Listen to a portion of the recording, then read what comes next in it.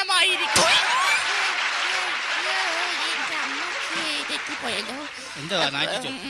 വേദിയിൽ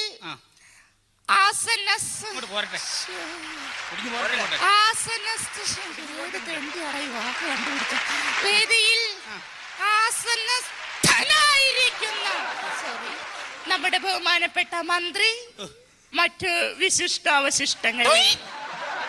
ഞാനിവിടെ വന്നപ്പോഴ് എന്നെ വളരെയധികം പുകഴ്ത്തി പലവരും ഇവിടെ സംസാരിച്ചു.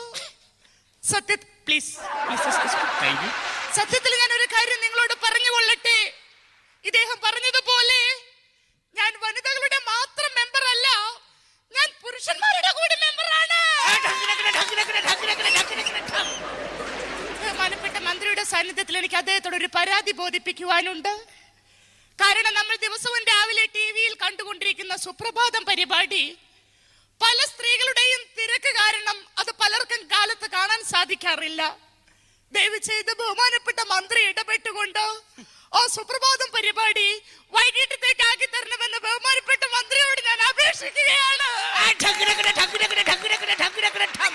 ഇനി എനിക്ക് ബഹുമാനപ്പെട്ട മന്ത്രിയോട് പറയാനുള്ളത് ഇന്ന് സമൂഹത്തിൽ സ്ത്രീകൾക്ക് നേരെ നടക്കുന്ന പീഡനങ്ങളെ കുറിച്ചാണ്. ഞാൻ ചുരുക്കി പറയാം. ഒരു സ്ത്രീക്ക് ഇന്ന് സ്വസ്ഥമായിട്ട് ഒരു ബസ്സിൽ യാത്ര ചെയ്യാൻ നിവൃത്തിയില്ല. കാരണം ചില പൂവാളന്മാരുടെ കരാള ഹസ്തങ്ങൾ ആ ബസ്സിൽ വെച്ച് ആ സ്ത്രീയെ പീഡിപ്പിക്കുന്നു. മേലാൽ ഒരു സ്ത്രീക്കും ഇതുപോലുള്ള അനുഭവങ്ങൾ ഉണ്ടാവരുത്.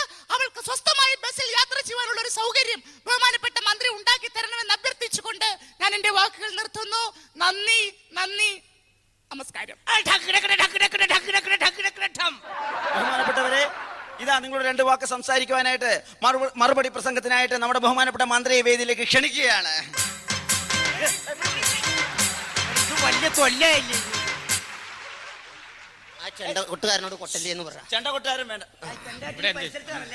പ്രിയമുള്ള സുഹൃത്തുക്കളെ, ഞാൻ മറുപടി പ്രസംഗത്തിലേക്ക് കടക്കുകയാണ്. സ്ത്രീകൾ തബലകളാണ്,